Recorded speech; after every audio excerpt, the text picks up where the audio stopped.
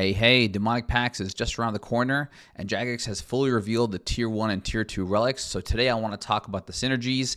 This is kind of a continuation of yesterday's video where I analyze all of the Tier 2 relics. If you haven't seen that video, I'll leave a link in the description below. I also have a great video on analyzing abundance. So if you want to check that out, I'll also leave a link to that video in the description below. But today, let's get into these Synergies.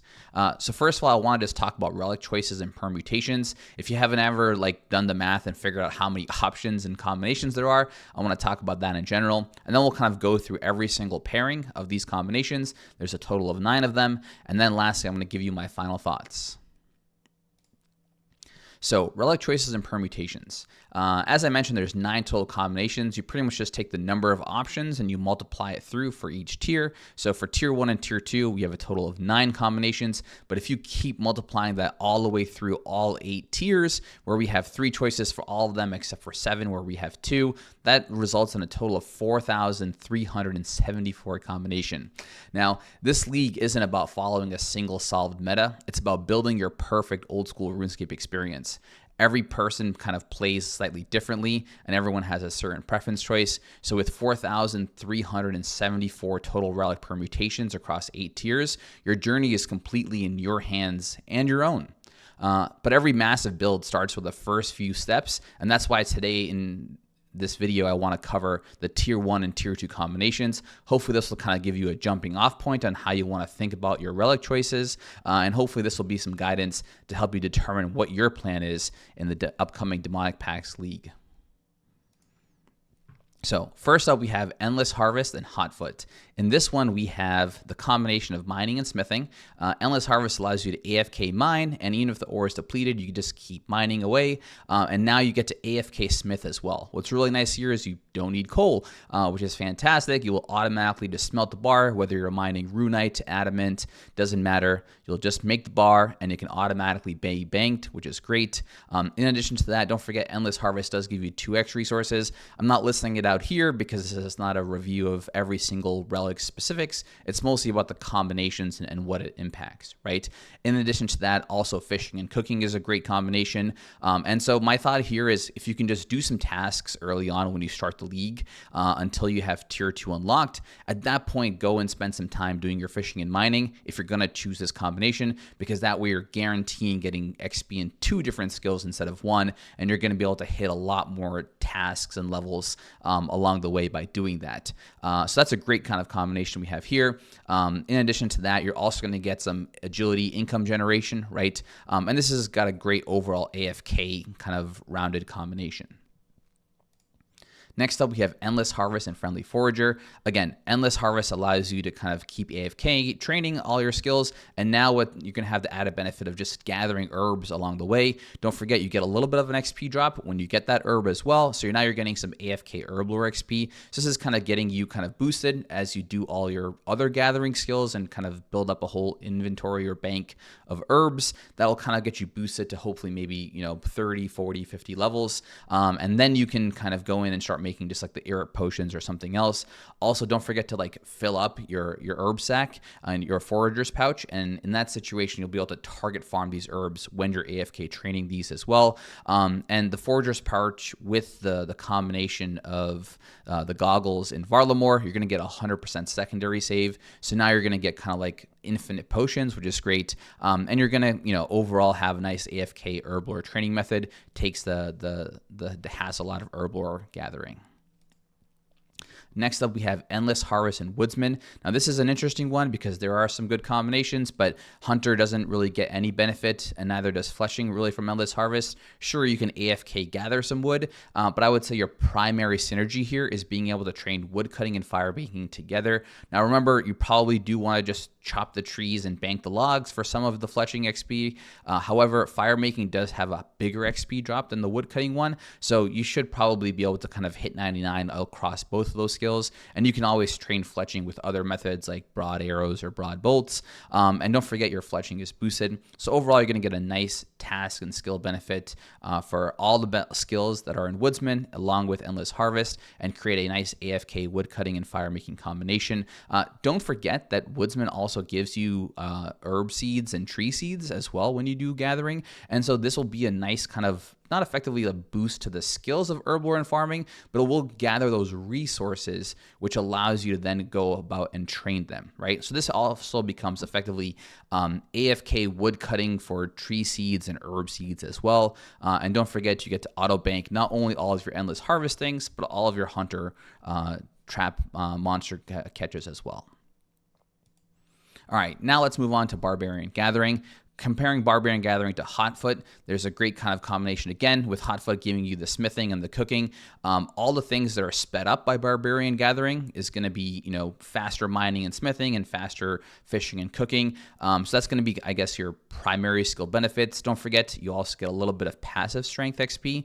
And don't forget, you also get a knapsack to store all these materials. Even though you don't get the auto banking benefit from Endless Harvest, you will get the knapsack to store it. Now, I don't think you'll be able to store those smelted bars or the fish cooked, because that's what the description says. However, please correct me in the comments below if Jagex has provided clarity for how these two relics will work in combination.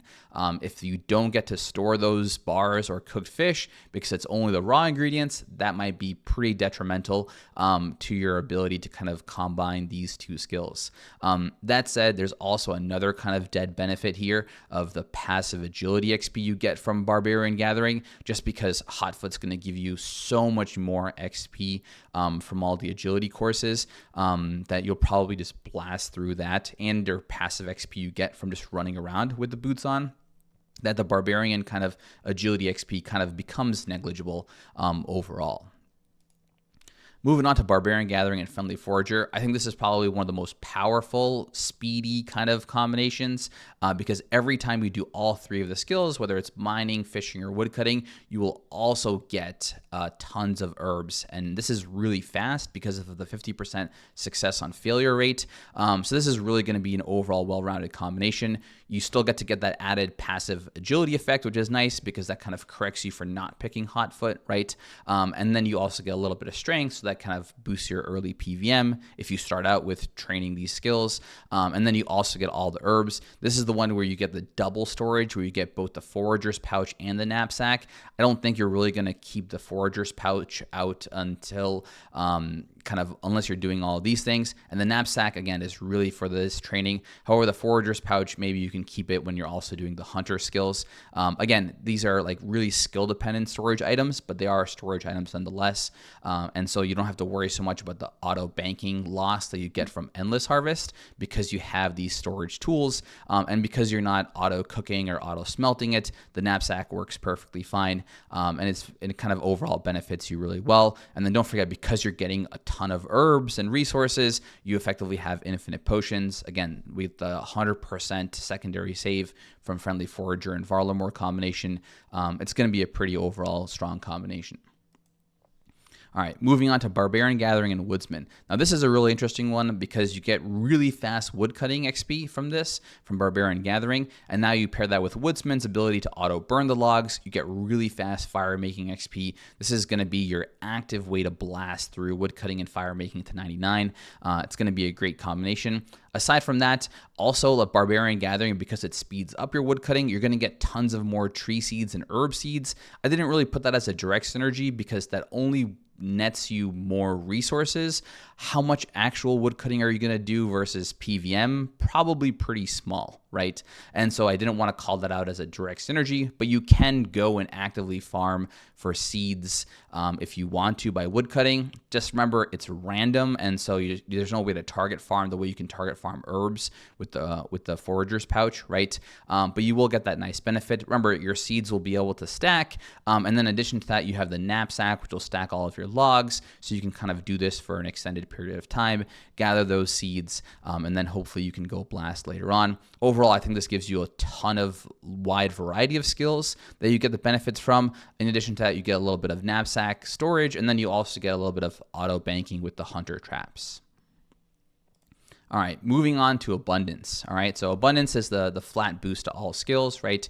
Pairing that with Hotfoot, it's going to be kind of great because you're going to get access to those higher level training methods for fishing, mining, and those rooftop agility courses as well, or any agility courses in general, like the Colossal Worm one. And so because of that, you'll be able to have access to higher training methods, get better training. Hotfoot kind of boosts the XPs that you get from all those courses. So you can kind of jump, and it's kind of an accelerant in that situation for those training methods, right? So that's really nice. In addition to that, you're going to get an overall kind of benefit from the Brimhaven agility dungeon. If you go in, there's some really fast traps, you'll never fail, and Abundance gives you that little bit of extra bonus XP drop, right? And that also applies to just running around in general with the Hotfoot XP drop. Now you're going to be getting a flat XP rate. I think this is probably the fastest agility combination of all the combinations we've covered in the Tier 1 and Tier 2 relic choices. Because you're just going to get that kind of passive XP boost constantly. And remember, if you watched my Abundance video, I talk about how it's better for smaller XP drop trading methods. And so overall, Abundance and Hotfoot pair really well. The one caveat that I want to call out here is the income you're going to generate from the agility course benefit, the 10K. Let's say you do like 150 courses, right? I think there's about a 1/3 chance for you to get, I think, termites or marks of grace. So 1/3 of the time you're going to get that 10K cold. Let's say, you do the multipliers out, that nets you about 500K of gold, right? In the same time, you're probably going to train a ton of other skills, and you're probably going to make a ton more money.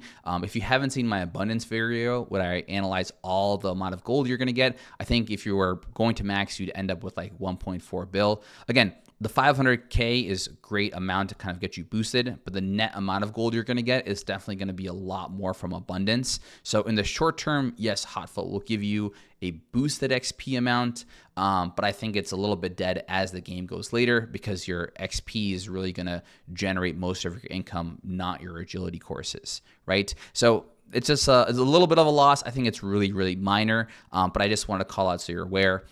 So overall, you're going to get a nice boost to all of your skills, right? You'll also get additional, boost to agility, smithing, and cooking, right? And then you'll also get a good amount of GP. I think this also is probably the most GP for the first Tier 1 and Tier 2 relic combinations. All right, moving on to Abundance and Friendly Forager.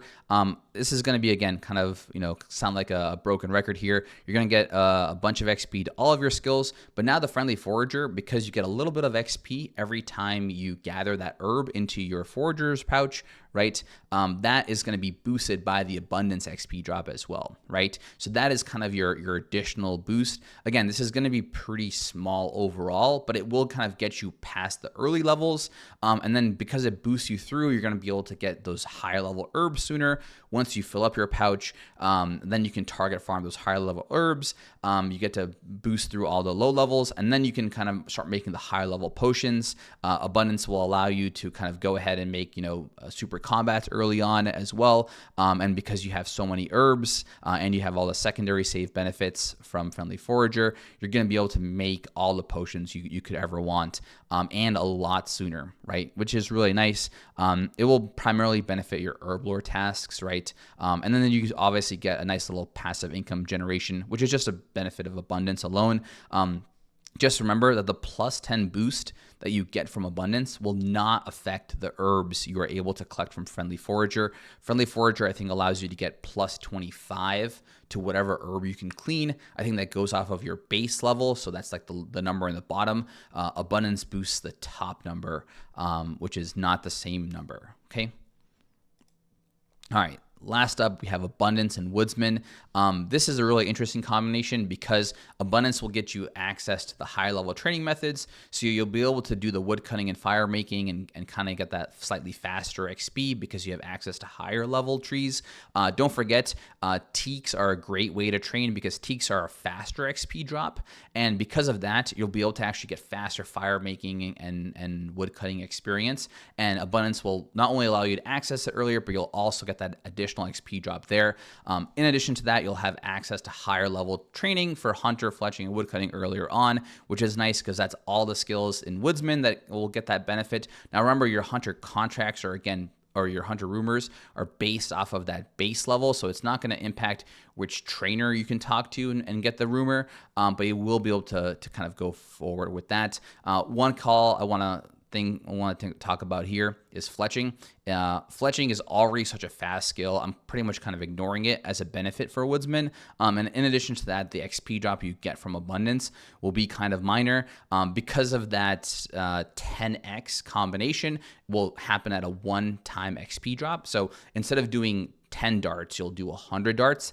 That comes in as a single XP drop, and so that the XP you get from that is much larger than the XP you would get from just the abundance kind of extra XP overall. And so I think there's really no added benefit to fletching, but it's it's there. It's really minor. Okay, overall you're gonna get the main boost to all of your skills. You're gonna have a little bit of good passive income generation. Remember, your hunter skill is also faster, and so training that will get you more XP, right? Because it's faster, and so just keep that in mind. And also you get the added benefit of auto banking with hunter. Overall, a pretty good synergy. I think I'm just kind of ignoring fletching entirely from Woodsman overall. So my favorite combinations coming out of this, I think, are Endless Harvest and Hotfoot.